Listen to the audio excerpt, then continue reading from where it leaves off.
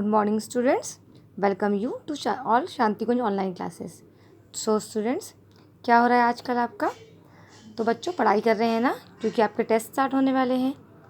तो आज मैं आपको हिंदी मीडियम में जो मैंने आपको लेसन करवा दिए हैं आपके नैतिक शिक्षा में और सामान्य ज्ञान में, आज मैं उसका आपको रिवीजन करवाती हूँ। ठीक है, तो जैसे कि आपके सामान्य ज्ञान में मैंने आपको 2 चैप्टर करवा दिए हैं और नैतिक शिक्षा में मैंने 1 लेसन करवा दिया है। तो आज हम उन्हीं सब का हम रिवीजन करेंगे। तो चलिए हम लोग स्टार्ट करते हैं। तो स्टूडेंट्स, याद है आपको? देखिए, आपका फर्स्ट लेसन था वनस्पति परिवेश। ठीक है, आपको सबको याद है ना कि मैंने आपको करवा भी दिया था। ये एक बार रिवीजन फिर से कर लेते हैं। वह स्थान जहाँ फूलों व पौधे लगाए जाते हैं उसको कहते हैं उद्यान। वह स्थान जहाँ फलों के पेड़ों को उगाया जाता है उसे कहते हैं फल उद्यान। वह स्थान जहाँ नन्हे पौधे उगाए जाते हैं उसे क्या कहते हैं? उसे कहते हैं नर्सरी। फिर वह स्थान जहाँ सब्जियाँ उगाई जाती हैं उसे कहते हैं हम किचन गार्डन। कांच की वह इमारत जिसे पौधे लगाने के लिए प्रयोग करते हैं ग्रीन हाउस। वह स्थान जहाँ कपास, चाय, रबड़ आदि उगाए जाते हैं ये आपका बागान। वह स्थान जहाँ किसान अपनी फसलों को उगाते हैं खेत। यानी कि आपका ये हो गया पूरा लेसन। उसके बाद आपका नेक्स्ट लेसन आपको याद है विशिष्ट वृक्ष। ठीक है, आप सबने कॉपी में सब लिख लिया हो, जैसे बताया था मैंने आपको, कर चुके होंगे आप लोग। बस आपको रिवीजन करवा रही हूँ और बहुत ईजी है, आप आराम से कर लेंगे, कोई मुश्किल नहीं है आपके लिए। यह वृक्ष बिना लकड़ी का होता है, तो ये कौन सा है? केला। यह वृक्ष हकीम के रूप में प्रसिद्ध है, तो ये है नीम।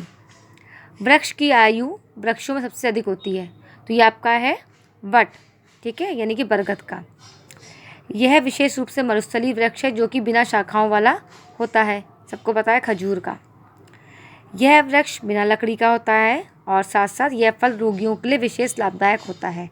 तो सबको पता है कौन सा पौधा होता है जो सबको लाभदायक होता है? ये होता है हमारा पपीता का। ठीक है, इसका फल कच्चा एवं पक्का दोनों रूप में खाया जाता है। गुठली भी काम में आती है, आप सबको पता है, आप सब लोग खाते हैं। क्या है? आम। इस वृक्ष की पूजा की जाती है, तपस्वी लोग इस वृक्ष के नीचे बैठकर ध्यान लगाते हैं। कौन सा है? पीपल। यह छोटा सा पौधा जिसमें प्रत्येक हिंदू घर में लगाना पवित्र मानता है, औषधि के रूप में काम आता है। तो कौन सा पौधा है? ये हमारा है तुलसी। ठीक है, आपको कुछ नहीं करना है, बस आपको ये सब एक एक लाइन, आपको 1 वर्ड आंसर है, सारे के सारे 1 लाइन दी हुई है और आपको 1 वर्ड में आपको आंसर्स लिखना है सिर्फ आपको। इसमें भी आपका सेम वही चीज़ है, यहाँ भी आपको सेंटेंस से आपको पढ़ना है, उसको 1 वर्ड में आंसर देना है। तो दोनों आपके क्या है? बहुत ईजी है, आप आराम से इसको कर लेंगे, कोई मुश्किल नहीं है। यह तो आपका जीके का सिलेबस हो गया जो मैंने 2 लेसन आपको करवाए थे। इसके बाद चलिए मैं आपको करवाती हूँ आपका नैतिक शिक्षा का। तो बच्चों, नैतिक शिक्षा में हमने राजा का न्याय पढ़ा था। मैंने आप सबको अच्छे से कहानी पढ़ के सुना दी थी, आप लोगों ने आई होप कि घर में पढ़ी होगी, है ना? सबने तैयारी की ना? तो ठीक है, तो इसका अभ्यास मैंने आपको करवा दिया था, पूरा का पूरा सारा क्वेश्चन आंसर से लेके हर चीज़ करा दी थी। मैं आपको बस रिवीजन करवाती हूँ। इसके सबसे पहले थे निम्नलिखित प्रश्नों के उत्तर दीजिए। तो इनके प्रश्नों के उत्तर देख लीजिए। बूढ़ी मौसी न्याय मांगने कहाँ पहुँची? कहाँ पहुँची थी? बूढ़ी मौसी न्याय मांगने राजा के दरबार पहुँची। आपको सिर्फ राजा के दरबार लिखना है। बूढ़ी मौसी को क्या शिकायत थी? क्या शिकायत थी? बूढ़ी मौसी की खेती व कुएं पर उसके रिश्तेदारों ने ज़बरदस्ती कब्जा कर लिया था, यही शिकायत करने वह राजा के दरबार पहुंची थी। ठीक है, न्याय मांगने पर राजा ने बूढ़ी मौसी से क्या कहा? क्या कहा था? न्याय मांगने पर राजा ने बूढ़ी मौसी से कहा कि वह कल उसके कुएं पर स्नान करने आएंगे और पूरी बात की जानकारी लेंगे। आप सबने कहानी पढ़ी, आपको याद होगा ना, यही सब आंसर थे इसके। देखिए, 4th, स्नान करने के बाद राजा ने बूढ़ी मौसी से क्या कहा? स्नान करने के बाद राजा ने बूढ़ी मौसी से कहा कि तुम्हारे रिश्तेदार तो कहते हैं कि कुएं की मालकिन तुम हो, वह तो नौकर के रूप में काम करते हैं, इसलिए जाओ अपना खेत और कुआं ले लो। ठीक है, ये आपके लेसन के अकॉर्डिंग आपके क्वेश्चन आंसर हो गए। आप लोगों ने कॉपी में लिख लिया तो अच्छी बात है, नहीं तो आज फिर से आप लोग मैं दे रही हूँ आपको होमवर्क में, या आप लिख लीजिएगा क्वेश्चन आंसर सब लोग अपनी कॉपी में अच्छी तरह से सुंदर सुंदर हैंडराइटिंग में लिखिएगा। और ये आपकी एक्सरसाइज, ये सब तो आपने कर ही लिया था, इसमें बहुत ईजी था, आपके बुक से खाली सिर्फ देखनी थी आपको। तो चलिए एक बार रिवीजन करा देती हूँ इसका भी आपको मैं। गाँव में एक बूढ़ी मौसी रहती थी। डैश बूढ़ी मौसी के कुएं पर स्नान करने गए। कौन? राजा बूढ़ी मौसी के कुएं पर स्नान करने गए। बूढ़ी मौसी के डैश घबरा गए, रिश्तेदार घबरा गए। मौसी के रिश्तेदार डैश माफी मांगने लगे, है ना?